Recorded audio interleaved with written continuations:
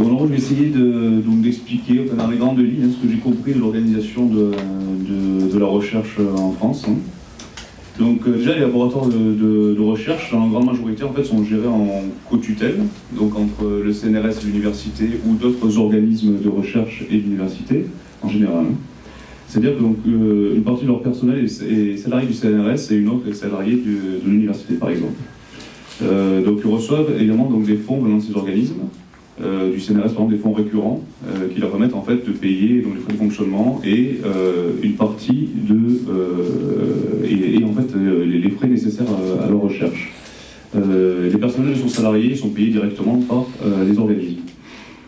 Je parle des personnels titulaires. Voilà, jusqu'à il y a peu, en fait, ces financements correspondaient finalement à représenter l'essentiel des besoins des laboratoires. Ainsi, le laboratoire avait quand même une certaine liberté, bon, tout ça dans un cadre national, mais une certaine liberté au niveau de sa politique scientifique. Et en 2005 est apparue donc l'Agence nationale de la recherche, et elle marque en fait une nouvelle orientation dans le financement et le pilotage de la recherche en France. Donc chaque année, l'ANR lance des appels d'offres dans des champs thématiques bien définis. Les chercheurs soumettent dans ces thématiques des projets courts, qui sont de 2 à 4 ans, et finalisés. Donc c'est-à-dire que dans la démarche et les résultats en fait, sont précisément définis et décrits à l'avance. Donc à première vue, cette approche pourrait apparaître séduisante, puisque bon, avoir des résultats définis à l'avance, ça peut paraître sympathique. À part que la recherche, ça ne fonctionne pas comme ça, puisque les méthodes et la finalité même de la recherche, en fait, ne rentrent pas dans ce cadre-là. Et d'ailleurs, souvent, les découvertes essentielles sont souvent des événements qui sont inattendus, qui ne correspondent pas forcément à ce qu'on cherchait au départ. Et d'ailleurs, ce qui est important dans la recherche, ce n'est pas forcément la découverte ou les bénéfices qu'on va pouvoir en tirer, mais c'est surtout le chemin parcouru. L'ANR, ce qu'elle a introduit aussi, c'est une lourdeur administrative extrême, puisque l'élaboration d'un dossier d'ANR est très longue, et ces dossiers-là, en fait, ne s'adaptent pas forcément à tous les champs de recherche, c'est-à-dire qu'on aura les mêmes formulaires qu'en fait des sciences sociales ou les sciences ou de la physique ou de l'astronomie, soit. Et donc en fait, les chercheurs passent beaucoup de temps à élaborer ces dossiers, même peut-être maintenant la majeure partie de leur temps en fait est consacrée à la recherche de financement, plutôt que leur travail auquel ils sont destinés au départ, c'est leur travail de recherche. Donc ces projets sont évalués par des comités d'évaluation dont les membres sont nommés par la direction en fait, de l'Agence nationale de la recherche. Et ces personnes qui composent ces comités en fait, n'ont pas vraiment le temps d'approfondir puisque il s'agit quand même du travail de plusieurs années de chercheurs, donc c'est quelque chose d'assez complexe à évaluer. Et ces personnes qui évaluent n'ont pas forcément le temps de le faire non plus. Donc du coup, voilà, on peut se poser des questions sur la pertinence en fait, de l'évaluation de ces dossiers-là. D'autant plus que les critères ne sont pas connus. On a quelques lignes où on privilégie par exemple la collaboration avec le tissu économique local ou des choses comme ça. Mais finalement, on ne sait pas vraiment en fait, quels sont les critères pour obtenir un financement. À tel point que plus des 3/4 des demandes sont rejetées. Donc, outre l'atteinte à la manifeste donc à la liberté de la recherche, les chercheurs passent leur temps à faire ces dossiers-là. Et donc j'ai pris l'ANR comme illustration, parce que en fait, il y a tout un tas de mécanismes qui ont été mis en place qu'on pourra peut-être, dont on pourra peut-être discuter après. Mais donc c'est pour montrer en fait cette dérive marchande, un des aspects de la dérive marchande dans finalement la sous-traitance, on va en parler peut-être tout à l'heure, la sous-traitance en fait de la recherche des entreprises au niveau des universités du CNRS. Ce n'est qu'un des aspects de cette marchandisation-là. Et tout cela en fait s'inscrit dans la logique au départ de l'accord généralisé sur le commerce des services, dont sont issus le processus de Bologne et la stratégie de Lisbonne qui ont été signés par le gouvernement socialiste en 1999 et 2000. Donc un autre volet, c'est l'évaluation de la recherche. En 2006, a été créée l'Agence d'évaluation de la recherche et de l'enseignement supérieur, l'AERS, qui est chargée d'évaluer les laboratoires. Donc tous les 4 ans, vous avez un comité d'évaluation qui débat dans le laboratoire et qui passe quelques heures ou quelques jours au grand maximum dans le laboratoire pour évaluer l'ensemble du labo et les équipes. Donc les membres du comité aussi sont nommés, il n'y a pas d'élection à ce niveau-là. Donc quelques mois après la visite, on reçoit un rapport avec une note finalement assez brève pour l'évaluation de chaque équipe.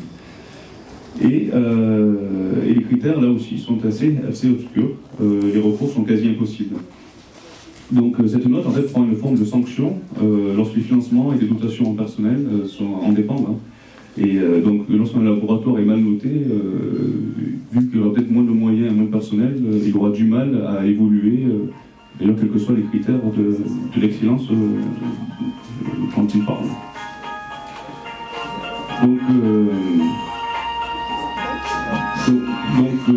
Cet exemple, en fait, ces exemples servent juste à illustrer cette dérive marchande et cette ambiance de compétition généralisée. Qu'est-ce qu'ici bon.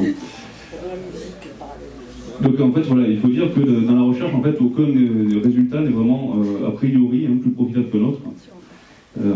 Même si on a certaines stars qu'on agite devant les télévisions, c'est vraiment les dizaines, les centaines, les milliers d'équipes à travers le monde en fait, qui permettent d'avancer dans toutes les directions et de faire avancer la science. Et en fait, voilà, l'intelligence collective n'est pas la simple juxtaposition en fait d'excellence individuelle, mais c'est vraiment le travail de coopération en fait qui est important. Supérieur. Alors parce que Jean-Michel ne l'a pas dit, mais avant d'être donc chargé de recherche, j'ai été maître de conférence à Paris 6 pendant 2 ans.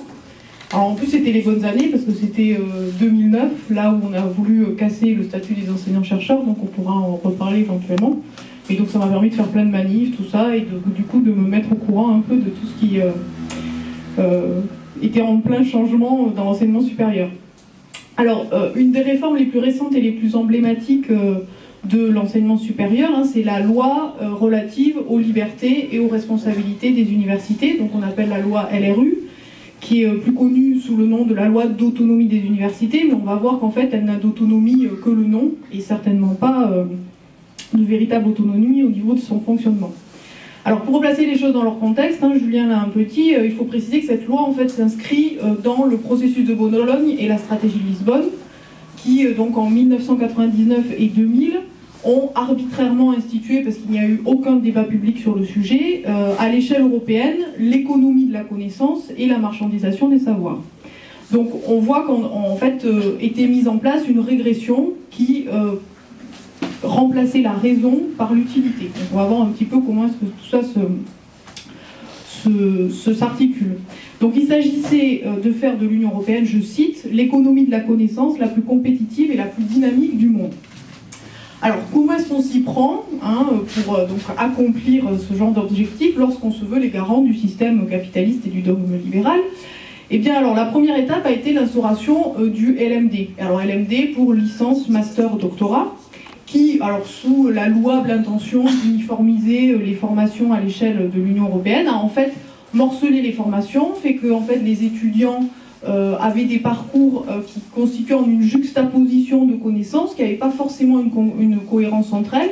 Donc les étudiants choisissaient comme ça, piochaient des ECTS, donc des unités d'enseignement, et on perdait un peu la cohérence de la formation, et surtout on individualise ainsi les parcours. Donc on remet en cause la dimension nationale des diplômes, etc., etc. Mais ce LMD, en fait, ce n'était qu'un préliminaire à la casse du service public de l'enseignement supérieur, puisqu'en 2007, le 10 août très exactement, donc on voit que la date a été consciencieusement choisie par le ministère pour gâcher les vacances des universitaires et éviter toute manifestation. Donc le 10 août 2007 a été promulguée la loi donc LRU d'autonomie des universités.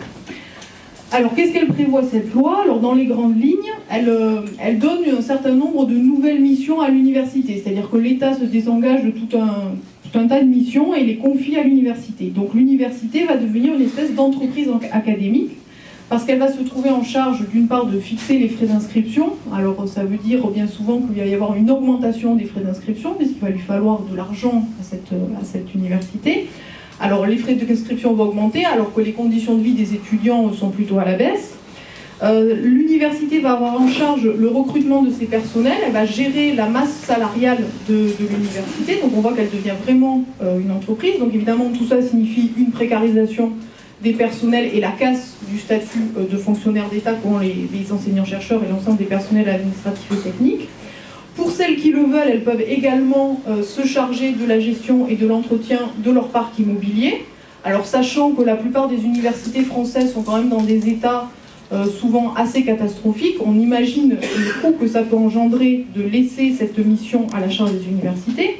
Donc en gros, la LRU, elle implique un désengagement de l'État, ce qui veut dire une démission en quelque sorte du politique, ou plutôt que de dire un désengagement dans le financement, on pourrait voir une espèce de détournement des fonds publics vers des partenariats publics-privés ou des mécanismes du style crédit impôt recherche. Donc en fait, on annonce comme ça régulièrement à la télévision, le ministre est très fier d'annoncer que le budget de la recherche et de l'enseignement supérieur est à la hausse.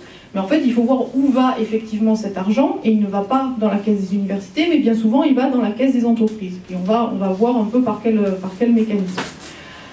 Alors, donc tout ça, évidemment, concourt à la mise en concurrence des établissements, d'accord, puisque chacun, du coup, devient tout seul une petite entreprise qui doit gérer, et donc, effectivement, sur le marché des universités, il faut être la meilleure. Donc, il y a une compétitivité qui se met en œuvre entre les établissements. Alors, bien souvent, pour être compétitif, eh bien, on fait des économies d'échelle, donc on va regrouper, voire fermer carrément les structures non rentables. Alors quand je dis les structures, ça peut être soit des administrations, soit des filières d'enseignement, c'est-à-dire les filières dans lesquelles il n'y a pas assez d'étudiants, ou on juge que les débouchés ne sont pas assez rentables, et bien on va les fermer tout simplement, parce que ça ne vaut pas le coup. Et donc bien évidemment cette compétitivité, elle signifie aussi des inégalités territoriales et disciplinaires, comme on peut l'imaginer, puisqu'effectivement si on fait, je ne sais pas moi, une spécialité de langue étrangère, peut parler dans le monde, on va nous dire non, ça ne sert à rien, donc on va fermer la filière. Alors, la multiplication des missions de l'université, comme elle n'est pas assortie des moyens financiers publics qui vont avec, eh bien, il va falloir que ces universités, elles cherchent d'autres sources de financement. Donc alors, on va avoir des systèmes de création des fondations, comme on le voit dans le système anglo-saxon en général et comme ça se passe aux États-Unis notamment, ou alors on va faire appel à des fonds privés. Et alors cette intervention des fonds privés, ça implique aussi que ces intérêts privés, donc ces représentants des entreprises et du tissu social économique d'implantation de l'université, vont rentrer dans les conseils d'administration et vont rentrer en force. Et bien évidemment, ils vont rentrer en force au détriment des représentants des personnels et des étudiants. Donc on a une perte de démocratie évidente dans la gouvernance des universités. Alors évidemment, dans ce contexte, qu'on m'explique comment est-ce qu'on peut trouver l'autonomie et la liberté lorsque les filières et les professeurs sont financés finalement et pilotés par le tissu socio-économique de l'implantation de l'université. Donc c'est comme ça que par exemple en Angleterre, on peut trouver des filières de formation en agroalimentaire qui vont être financées par McDonald's. Donc on imagine bien effectivement qu'il y a une grande autonomie, une grande liberté de formation dans ces filières. Alors on peut imaginer que les universités en pharmacie vont être financées par Sanofi ou je ne sais qui. Et donc on voit bien là la grande autonomie de ce mécanisme. Alors ces besoins de nouvelles sources de financement, pour les universités qui vont avoir les compétences élargies, donc qui vont prendre en charge leur immobilier, et bien, il va y avoir justement une espèce de spéculation immobilière. Et en fait, ce que vont faire ces entreprises, voilà, je fais le lapsus révélateur, ces universités, c'est louer leurs locaux, donc en meilleur état, les plus beaux, les amphithéâtres historiques, etc., pour faire des séminaires d'entreprise. Donc ça veut dire qu'on va en quelque sorte entasser des étudiants dans des salles de TD un peu délabrées, et que par contre les entreprises pourront louer, et donc comme ça rapportera de l'argent à l'université, les amphithéâtres un peu prestigieux. Donc on peut imaginer que par exemple à l'université de la Sorbonne, on a quelques amphithéâtres par exemple qui vont pouvoir se louer très chèrement à des entreprises privé. Il faut que j'accélère, c'est ça? Ah mince. Alors cette intrusion du privé dans l'université, elle a des répercussions sur l'enseignement lui-même et sur les missions prioritaires de l'université. Puisqu'il s'agit aujourd'hui plutôt de produire des machines humaines, utiles, dociles, techniquement qualifiées, plutôt que des citoyens accomplis, capables de réfléchir par eux-mêmes, de remettre en cause la tradition et l'ordre établi. Donc c'est ainsi que la première mission de l'université est devenue l'orientation et l'insertion professionnelle, et non plus la formation, la recherche, la diffusion de la culture et de l'information scientifique, ou tout simplement l'émancipation humaine. Alors, donc, je vais passer sur les critères d'évaluation des établissements, mais qui portent essentiellement sur l'employabilité, on pourra y revenir, mais en gros, il s'agit de passer de l'émancipation à l'adaptation, et d'adapter l'université au marché de l'emploi. Et donc, après, il y a toutes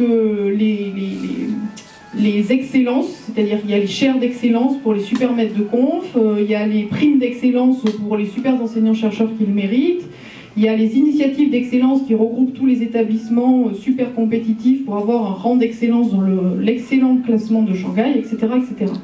Donc derrière tout ça, il y a des logiques évidemment financières, où on nous annonce qu'on donne des milliards alors qu'au final les universités ne perçoivent que les intérêts de ces milliards, c'est-à-dire quelques millions par an.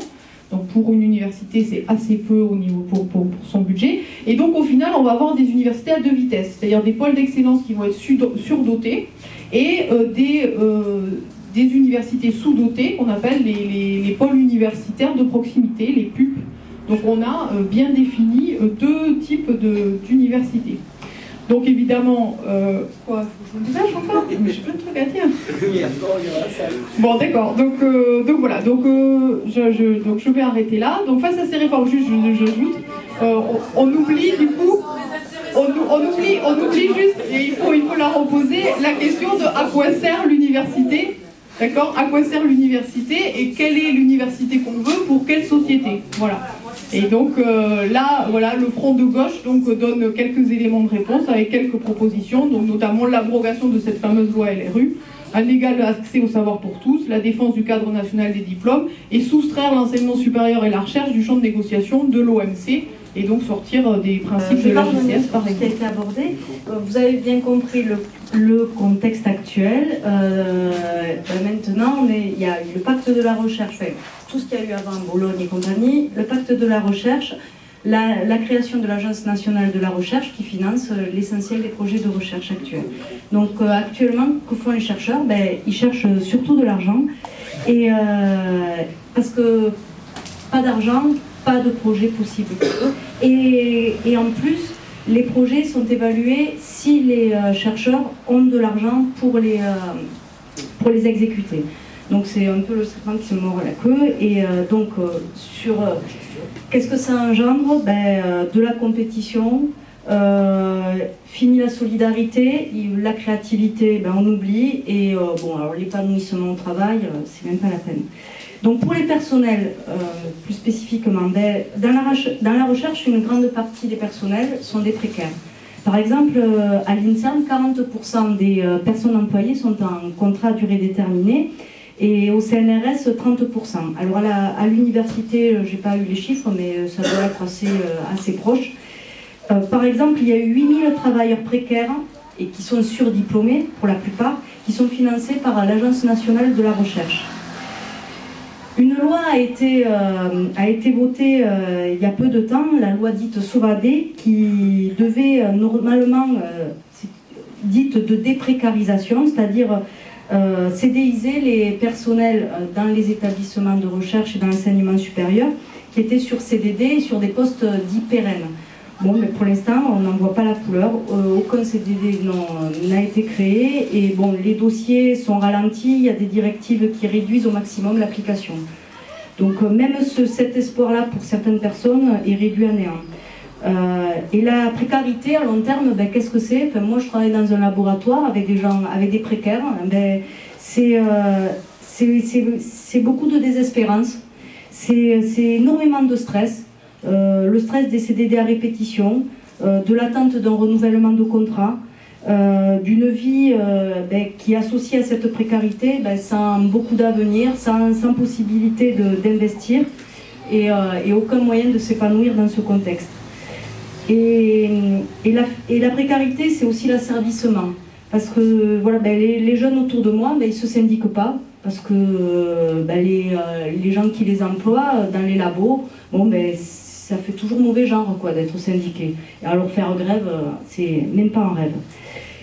Et pour les autres, nous, les titulaires, qui avons la chance d'avoir un emploi durable de titulaire avec tout ce qui va en tant que fonctionnaire, on est des gros chanceux de l'histoire, on se contente des miettes, gel des salaires, baisse du pouvoir d'achat, attaque des droits acquis, prime individuelle pour les plus malins ou les plus faillots. Et en 15 ans, les agents de la fonction publique ont perdu près d'un quart de leur pouvoir d'achat, les grilles de salaire se sont écrasées. Par exemple, les personnels des catégories C, ils sont recrutés en dessous du SMIC. Et le gouvernement, pour faire respecter la loi, parce qu'on ne peut pas employer des gens en dessous du SMIC, il leur verse ce qu'on appelle une indemnité différentielle. Donc voilà, donc on a une smicardisation de l'emploi dans la recherche publique et dans l'enseignement supérieur.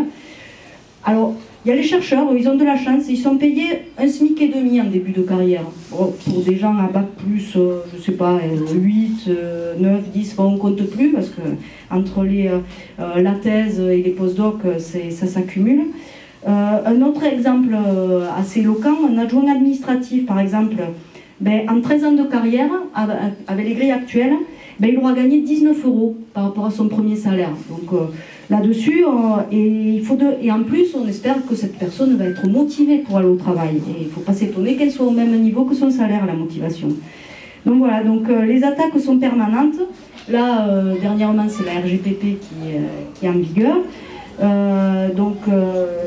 La précarité, cette RGPP va engendrer encore plus de précarité. Les chercheurs, eux, ils cherchent le Graal, c'est l'argent. De toute façon, maintenant, pas d'argent, pas de recherche.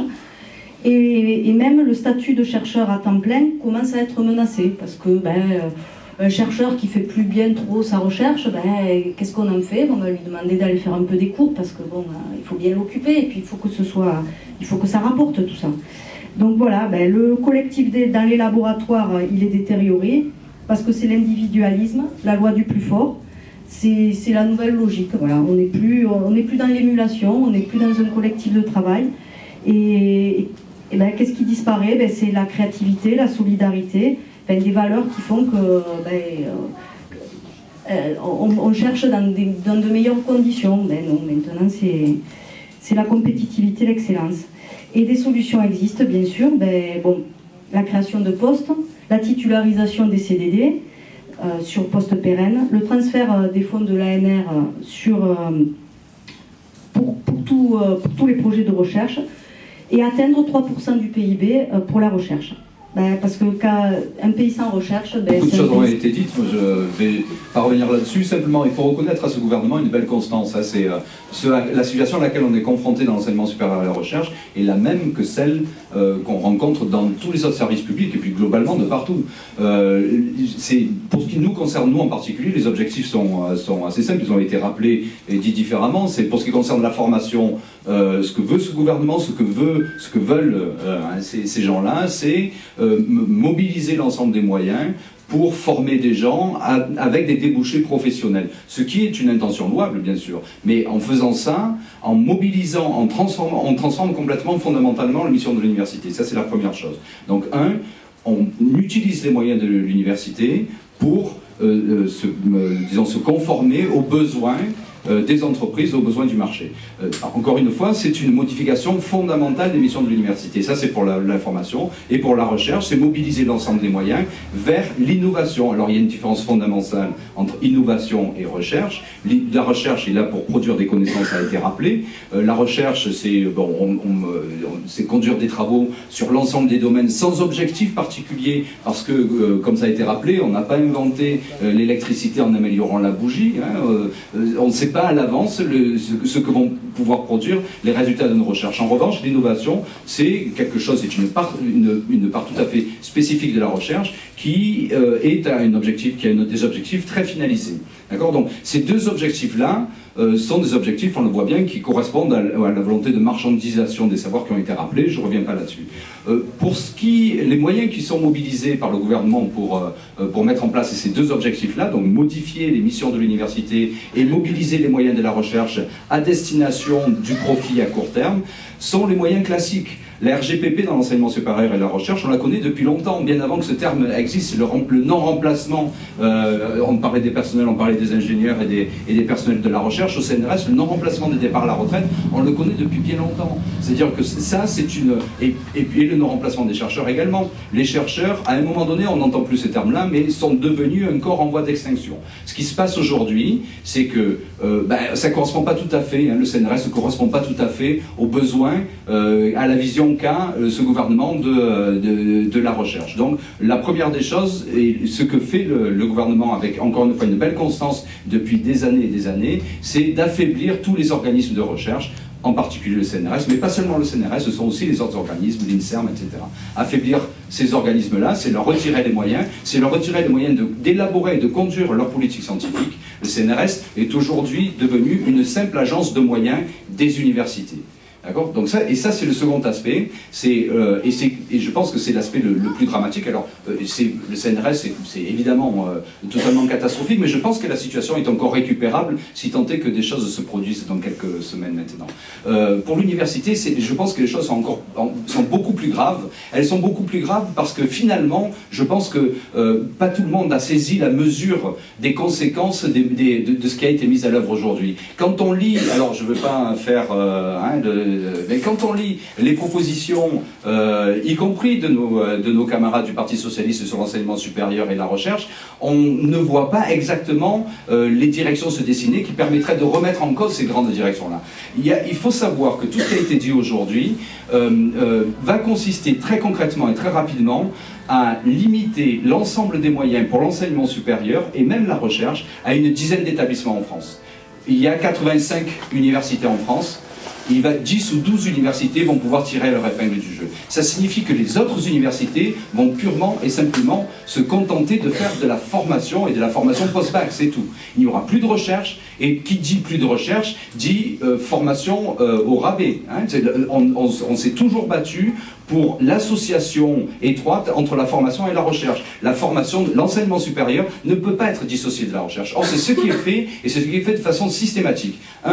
10 universités en France, et la concentration des moyens de la recherche sur ces 10 universités-là, via les outils qui sont mis en place, les outils d'excellence qui sont mis en place. Il faut savoir une seconde chose, c'est que les outils d'excellence et la concentration des moyens, c'est simplement le dessaisissement de tous les moyens qui sont aujourd'hui organisés dans tous les territoires. Il y a des laboratoires de recherche, il y a des universités dans tous les territoires, et des laboratoires tout à fait excellents, pas des laboratoires d'excellence, mais des laboratoires tout à fait excellents de partout en France. Alors bien entendu, il y a des concentrations à Paris, bien entendu, on a la chance ici de faire partie, on est la deuxième région en France pour ce qui concerne la recherche, le nombre de laboratoires. Mais pour autant, il va y avoir la concentration, et le CNRS le dit clairement aujourd'hui, le CNRS mobilise ses moyens sur les sites d'excellence. Vous avez peut-être entendu parler de ça, les SIDEX ou les sites d'excellence. On a la chance, effectivement, c'est d'un certain point de vue une chance, nous, à Aix-Marseille, d'avoir été identifiés comme site d'excellence. Cette chance-là, vous savez ce que c'est ? C'est 17 millions d'euros par an. 17 millions d'euros par an, c'est même pas le budget de la recherche pour Aix-Marseille Université. C'est le nouveau nom de l'université. Le budget d'Aix-Marseille Université, c'est 600 millions d'euros. 17 millions d'euros par an pour ce site d'excellence, c'est simplement, c'est pas que c'est rien du tout, bien sûr qu'il vaut mieux les avoir, mais ça va rien changer du tout. En revanche, ce qui va changer, c'est que les autres universités, les 70 autres universités en France qui ne bénéficient pas de ça, vont simplement disparaître à court terme, disparaître en tant qu'université et en modifiant, en changeant totalement la structuration de l'enseignement supérieur dans notre pays. Alors pourquoi ? Encore une fois, on le sait bien, les moyens qui sont utilisés pour ça, c'est l'autoritarisme. On a parlé d'évaluation à 2 reprises tout à l'heure. C'est tout le monde est évalué à tous les étages, mais c'est exactement ce qui se passe dans les hôpitaux, par exemple. La loi sur les hôpitaux, cette vision managériale des hôpitaux, avec un directeur tout-puissant, c'est exactement ce qu'on a aujourd'hui à l'université. On fait partie, on a été élu, je sais, heureusement ou malheureusement, je ne sais pas, pour nous, dans les conseils de cette nouvelle université. c'est une véritable catastrophe. La démocratie, c'est même le mot est devenu un gros mot. Les conseils sont limités à leur portion congrue et non plus. Vous imaginez, les 3 universités ont fusionné, le nombre de dossiers que le conseil scientifique a à traiter, par exemple, est absolument considérable. On n'a plus le temps, on se contente de voter sur des tableaux qui ont été traités au préalable par les services administratifs. C'est vrai qu'il n'y a plus de moyens de faire une véritable politique scientifique, il n'y a plus de moyens de discuter de cette politique scientifique. La politique est élaborée par les cabinets des présidents, et il se trouve que comme les universités sont désormais autonomes, les présidents font absolument ce qu'ils veulent. Alors, de temps en temps, il y a des bons présidents, bien sûr, mais malheureusement, se contenter de cette organisation de l'université, encore une fois, c'est une vision qui déstructure complètement l'université, l'enseignement supérieur et la recherche comme service public, avec une vocation nationale et des missions qui sont celles de production des savoirs, et non pas celles de formation d'employés à la destination de la botte des besoins des entreprises et la recherche universitaire est très importante. Oui, mais on l'a dit très rapidement, et que c'est des enseignants-chercheurs, et que pratiquement beaucoup de recherches se font au niveau de l'université. Je tiens à le dire parce qu'on avait l'impression dans la salle que la recherche ne se faisait pratiquement plus que au CNRS et les aires mineras, etc. Donc je tiens quand même à rappeler ça, que la grande partie de la recherche est universitaire. Ouais, moi, j'ai vécu la mise en place du LMD. J'étais administrative à l'université, excusez-moi, mais pas mal d'enseignants se sont précipités sur le LMD. Je veux dire. Maintenant, ils se mordent un peu les doigts peut-être, mais se sont précipités. Pareil pour la masterisation, parce que personne n'en a parlé. La formation des maîtres, qui est une catastrophe, qui émane quand même aussi de l'université. La masterisation, où certains syndicats, pendant qu'il y avait les grandes manifestations de 2009, au niveau des universités, se sont précipités aussi pour mettre en place la masterisation, qui fait que les profs qui doivent intervenir après la formation des maîtres, donc dans les établissements en amont de l'université, est catastrophique. Et c'est pour ça qu'il y a une copine qui travaille dans le primaire, en secondaire, qui m'a dit « Oh, c'est l'enseignement supérieur ». J'ai dit « Mais il faut venir, parce qu'il faut parler de la masterisation ». Parce que tout ce qui se passe en amont, c'est important aussi, la masterisation. On va avoir des maîtres, qu'est-ce qu'ils ont fait? Ils ont mis des stages. En fait, c'est un volant qui remplace les enseignants absents, et qui n'ont pas de formation, qui ne sont pas stagiaires, qui ne sont rien du tout. Actuellement, les syndicats qui ont voté ça, qui étaient dans le groupe de travail, sont en train de crier à la catastrophe aussi. Voilà, parce qu'on en est là. Comment on conçoit ça? Qu'est-ce qu'on conçoit dans l'éducation? Alors, bon, tu as parlé de la RGPP, je l'avais noté. Je veux dire aussi, bon, ce qui est important quand on parle de... Pratiquement toutes les universités sont en compétences élargies. Pratiquement toutes. Il y en a très très peu. Ne sont pas ou qui vont passer. Je crois qu'ils sont en compétences élargies. Il y en a beaucoup, j'ai lu la liste dernièrement. C'est pas grave, hein. Voilà. Mais elles sont pas toutes pris d'immobilier par contre. Voilà. Mais elles sont beaucoup élargies. Mais ce qui est important, c'est de savoir que bon, ils ont le base salarial et que c'est le personnel qui est variable d'ajustement sur ces budgets. C'est-à-dire, par exemple, à l'université ex-Université de Provence, on a supprimé 7 postes de catégorie C, pour pouvoir justement, donc c'est le fameux LOLF mis en place par le PS, pour pas le dire, et la CFDT, pour pas le dire non plus. Bon, qui fait qu'on a une asymétrie, qu'on ne peut pas passer de la masse salariale sur le fonctionnement, qu'on peut plutôt enlever la masse salariale pour son fonctionnement, on ne peut pas faire l'autre, au contraire. Donc on devient variable d'ajustement. C'est-à-dire que le personnel, s'il manque de l'argent au fonctionnement, on supprime des postes, on ne remplace pas, etc. Les variables d'ajustement. Voilà. Ça c'est aussi important à souligner. Bon, je passe sur la ERS, etc. Alors ce qui m'importe aussi, on n'en a pas tellement parlé, bon, Philippe Blache il a dit un peu, c'est les 10 universités, mais c'est la fusion des universités. C'est pas un hasard. Je veux dire, on a commencé avec Strasbourg, 3 universités ensemble. On est université ex-Marseille, même si l'université veut le faire américaniser ex-Marseille Université, on est quand même l'université ex-Marseille, c'est le décret qui est appelé comme ça. Et c'est une forme de résistance, en tout cas de la part de mon syndicat, de maintenir l'université d'ex-Marseille. C'est aussi une résistance. C'est un petit truc, mais c'est une résistance. On ne veut pas se laisser influencer par un certain mode de fonctionnement. Bon, cette fusion entraîne quoi? 10 000 personnels, 70 000 étudiants, soi-disant pour un classement de Shanghai. Or, on sait que Harvard, c'est 25 000 étudiants. Donc la quantité importe peu. c'est la qualité de ce qu'on y produit, de ce qu'on y fait. Le classement de Shanghai qui est remis en cause, à juste titre aussi. Pour les non-initiés, je suis désolée, mais c'est trop difficile à expliquer les critères. Mais je veux dire que voilà, on est en train, il y a d'autres fusions qui sont en préparation. Paris, Savoie, Grenoble, énormément d'endroits où effectivement on va rester sur quelques-uns, d'autres universités vont mourir. Et à l'intérieur de ces universités, tout le secteur, et Philippe peut en parler, puisqu'il est dedans, c'est LSH, lettres, sciences humaines et sociales. Il n'y aura pratiquement plus de philo, ça disparaît. Bon voilà, parce que c'est plus la peine de réfléchir. Mais moi, ce qui m'importe, après avoir fait tout ce constat, c'est quelle université, ces étudiants-là, etc. Moi, c'est ça qui m'importe. Moi, c'est ça qui m'importe, parce qu'autrement, on retourne avant la loi LRU, on retourne avec la loi Fort, etc. Est-ce que c'est vraiment ça qu'on veut? Moi, c'est juste deux choses sur lesquelles je voudrais intervenir.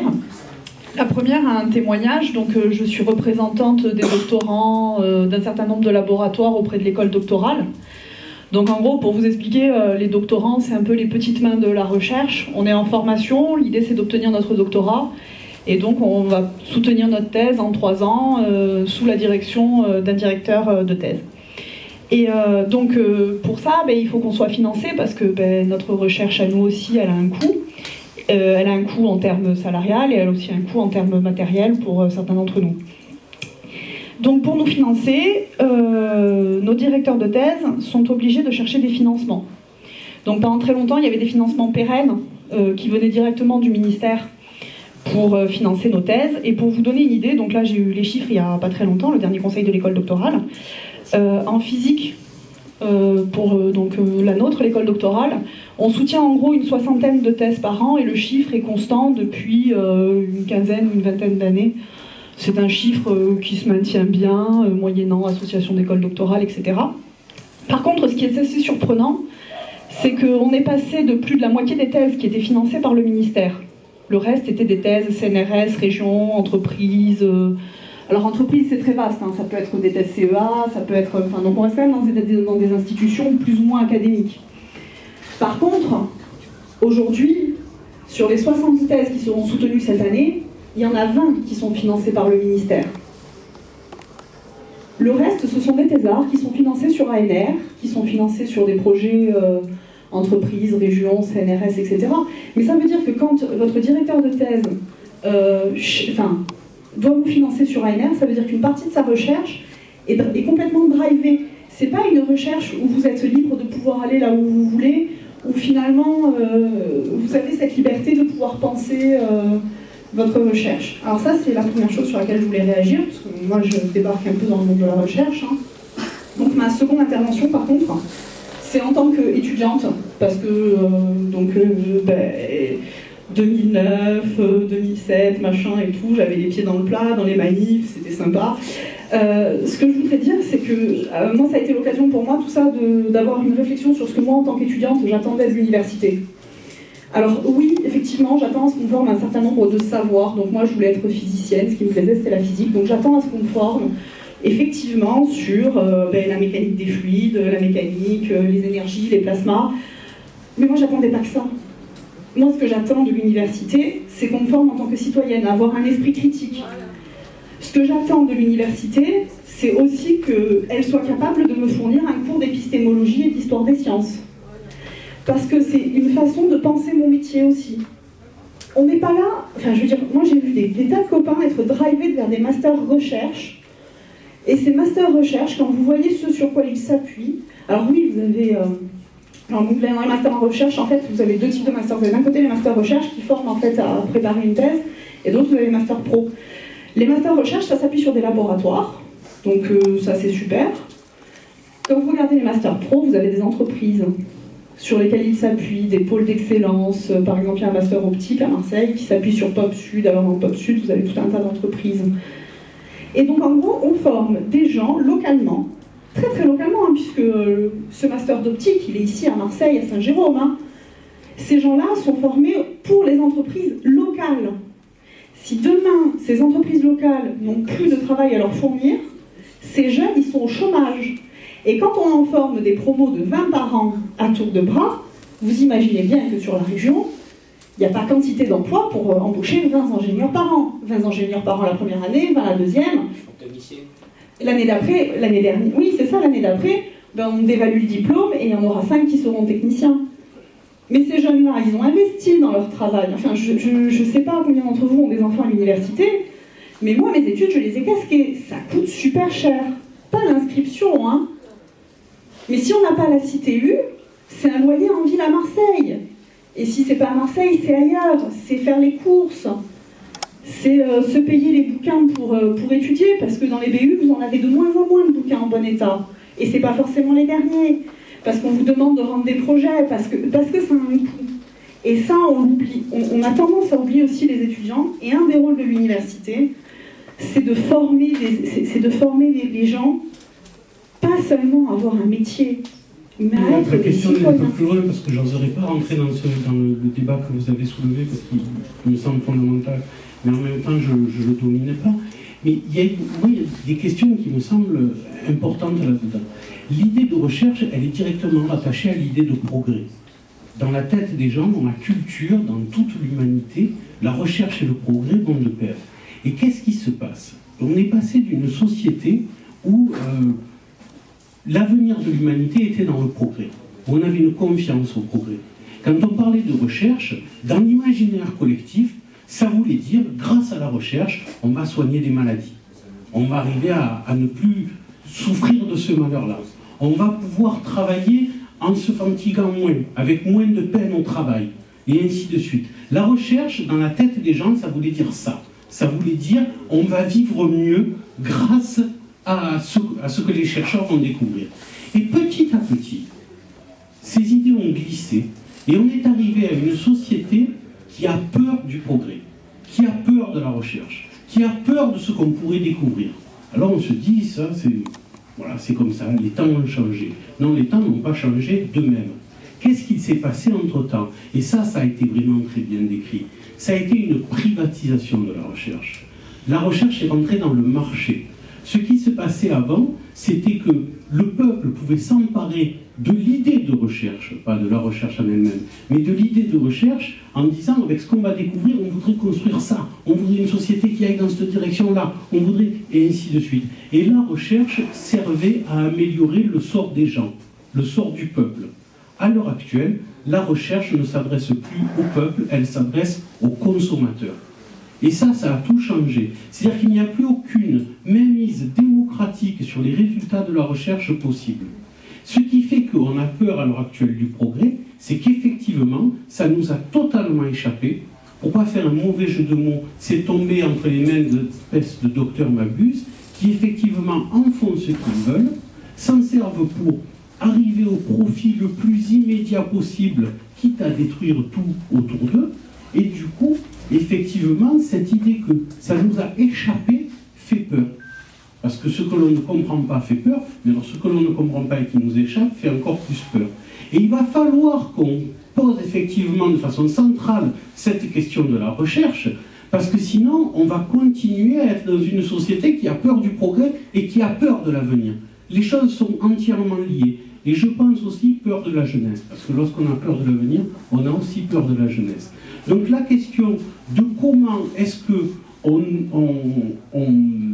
empêche le marché de se saisir de la recherche pour que la recherche à nouveau serve à améliorer le sort de l'humanité et pas le sort des marchés en ne s'adressant qu'aux consommateurs, est une question centrale, parce que sinon on va tourner le dos à l'idée de progrès dans la recherche, mais aussi dans tout le reste. Tout progrès fait peur à l'heure actuelle. Et c'est ça qu'il faut arriver à casser. Il n'y a pas 50 solutions. Il faut que la recherche redevienne quelque chose de démocratique dont le peuple puisse s'emparer. Sinon, effectivement, ça leur échappe. Je voulais parler de la collégialité qui est importante pour les chercheurs et qui est cassée dans une volonté d'individualiser la recherche. Et toute cette collégialité qui permettait un esprit critique en permettant aux chercheurs de différentes disciplines de se rencontrer, d'échanger leurs points de vue, ceci à travers des collectifs, des écoles de pensée, des revues, et qui est cassé au fur et à mesure en un manque de démocratie, puisqu'à partir du moment où il y a les disciplines ne peuvent plus communiquer entre elles, au fur et à mesure, il y a des écoles de pensée qui s'instaurent, telles qu'on le voit en économie, et ça devient un réel danger pour la démocratie de manière générale et également pour la société, les individus qui ont le droit de recevoir un savoir. Donc à ce niveau-là, l'individualisation qui est faite de plus en plus dans la recherche, et la précarisation du fait de la politique de la RGPP.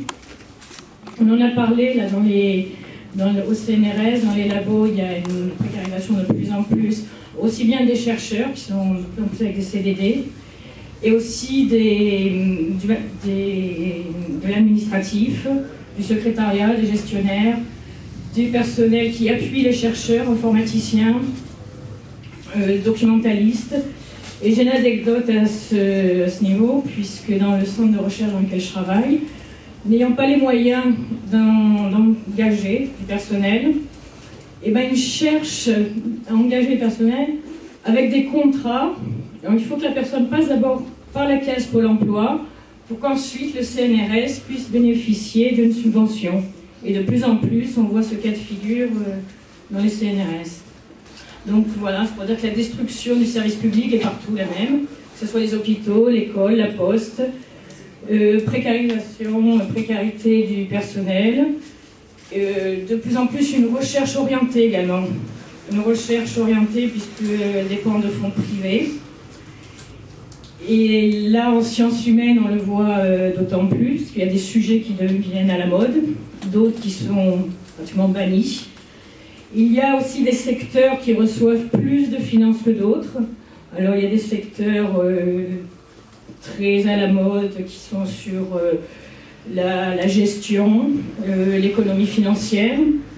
Pour les services, on a vu, on est en gestion qui permettent de faire diminuer les employés dans les entreprises. Gestion financière, on a vu, qui nous ont aidés à éviter la crise. Mais ce sont des secteurs qui bénéficient de pas mal de subventions. Voilà, l'excellence. Ensuite, il y a aussi des recherches qui sont avec des mots qui sont à la mode. L'environnement, le développement durable, également des recherches en patrimoine, la citoyenneté. Il faut qu'on fasse une recherche en commune avec Jean-Michel qui est devenu, au départ c'était sur la mémoire ouvrière, et puis il a fallu l'orienter sur le patrimoine, parce que ça permettait d'avoir des subventions. Donc l'indépendance de la recherche est en danger. Finalement, la recherche et l'université,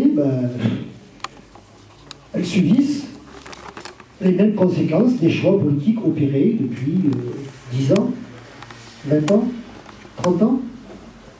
Finalement, vous êtes comme tout le monde.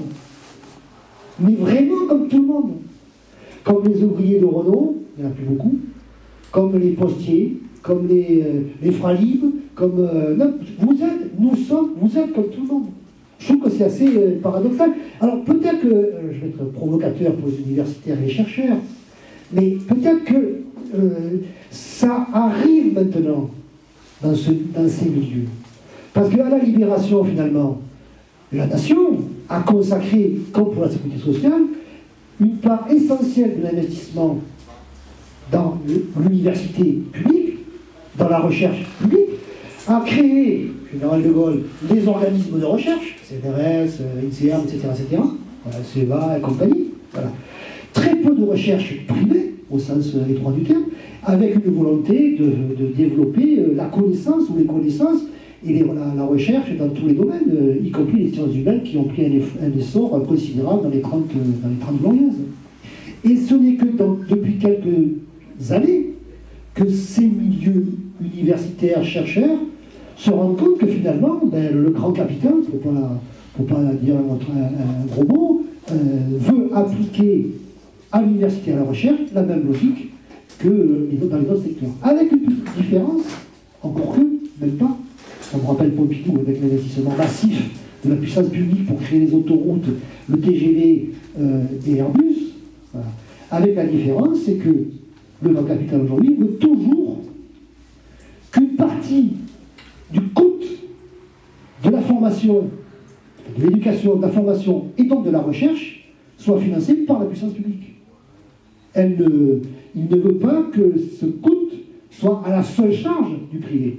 Or, c'est la raison pour laquelle la droite et la bourgeoisie française notamment, mais internationale, s'est beaucoup cassé la tête pour savoir comment il fallait prendre le taureau par les cornes et comment il fallait mettre en œuvre cette nouvelle politique qu'ils souhaitaient. C'est la politique, vous l'avez dit, Lisbonne, avec les lois qui ont été votées par Nicolas Sarkozy et qui sont qu'un aboutissement de ce grand travail idéologique formé par la bourgeoisie et le capitalisme, afin de convaincre tous qu'il fallait qu'une partie de cette recherche et de cette université soit à la solde des puissances de l'argent. J'attire votre attention là-dessus, pourquoi? Tout simplement parce que je ne crois pas qu'on puisse obtenir que la communauté universitaire ou chercheurs soit unanime sur des objectifs. Je comprends, on se comprend bien, je vais au bout, tu me diras si tu n'es pas d'accord. Je conçois que des universitaires ou des chercheurs, devant le fait accompli des lois votées par les uns et les autres, se disent tiens, moi je veux sortir, voilà, je vais en sortir moi. Voilà, l'individualisation, etc. Et je conçois aussi que cette volonté idéologique de la droite et de la finance a répondu à des interrogations et à des aspirations, y compris populaires. Ne rêvons pas sur... voilà. D'ailleurs, le glissement à droite de la société française, notamment, est une réalité. Mais qu'est-ce qui se passe quand même ces derniers temps? Qu'est-ce qui se passe? J'ai fini mon discours comme ça, tu pourras me critiquer, Philippe. Qu'est-ce qui se passe ces derniers temps quand même? 2009, l'état général de la recherche, quand même pas mal de mouvements, même si on ne peut pas dire qu'il soit sorti quelque chose de flamboyant de ce point de vue, mais quand même 2009, ça faisait quand même... Ça faisait... Oui, non, mais 2009 a été un tournant assez important sur la prise de conscience, pas de tout le monde, sur la prise de conscience d'un certain nombre d'universitaires et de chercheurs pour se dire on ne peut pas se laisser aller tous dans ce sens-là. Ceux qui, bien sûr, comme tout le monde, voilà. Donc 2009 a été un élément important. Il ne faut pas seulement voir les aspects négatifs du mouvement, il faut aussi voir les aspects positifs. Et si tu restes figé sur ta position, tu n'avanceras pas, on ne pourra pas discuter. Donc écoute, il y a quand même des aspects positifs. Et oui, mais moi aussi, j'étais à l'Assemblée nationale, je l'ai bien vécu, j'ai très bien vécu à l'Assemblée. J'ai reçu les chercheurs, les syndicats, tous les syndicats de chercheurs à l'Assemblée qui ont été députés sur ces sujets-là. Moi, je n'ai pas vécu. Voilà. Ce que j'ai constaté, c'est que beaucoup de chercheurs et d'universitaires se sont interrogés, se sont posés des questions, que ça ait abouti sur un truc mi-figue, mi-raisin, et y compris utilisé par la droite pour faire la LRU et l'Agence nationale de la recherche, la LR, bien sûr, mais c'est toute la force et la capacité d'un Sarkozy et de sa droite réactionnaire d'utiliser les aspirations pour mieux les transformer. Ce que je veux finir par dire, c'est que quand même, malgré voilà, on peut se dire que ce sont des choix politiques. Ce ne sont que des choix politiques. Un fameux Premier ministre avait dit « tout n'est pas politique ». À l'effet de gauche, il a mince. Eh bien, il a tort. Il avait tort. Ce sont des choix politiques.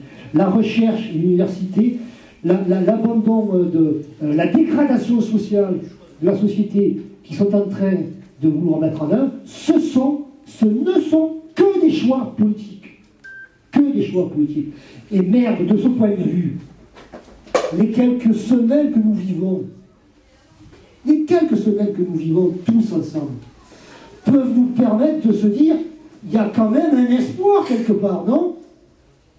Si nous sommes si nombreux, y compris dans les intentions de vote, dans la rue, à la Bastille, samedi du Prado, à David, si nous sommes si nombreux, c'est peut-être qu'on se dit tous que finalement, ces choix politiques-là, on peut travailler à les remettre en cause. Et c'est parce qu'on se dit que nous sommes tous rassemblés qu'effectivement, on peut éventuellement les remettre en cause. Pour être clair, je ne pense pas que le mouvement social, quel qu'il soit, de Fralib, de Renault, de La Poste, des cheminots, des universitaires ou des chercheurs, suffise en lui-même, et il est essentiel, suffise en lui-même pour que les choses changent. Il faut que les citoyens fassent de la politique. C'est pour ça que tu parlais tout à l'heure. Quelles sont les propositions qu'on peut faire, nous, ici? Et tu en as avancé une que je trouve excellente, qui répond à ce que dit Jean-Luc Mélenchon, enfin le Front de gauche en général. Il faut créer le 6e République.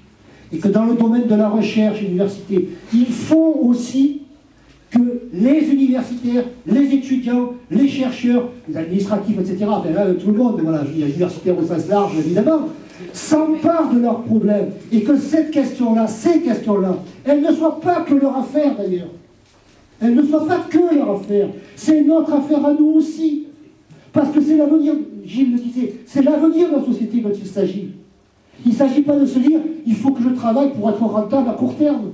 Il ne faut pas que je m'investisse, que je vote, allez, je sais pas moi, pas Sarkozy parce que je ne veux pas, François Hollande pour que mon petit sorte avec un boulot. Ça, c'est du pipeau. C'est du pipeau. Ça ne marchera pas. Ça ne marchera pas parce qu'il faut que le mouvement populaire aboutisse à une 6e République qui soit l'œuvre du mouvement populaire.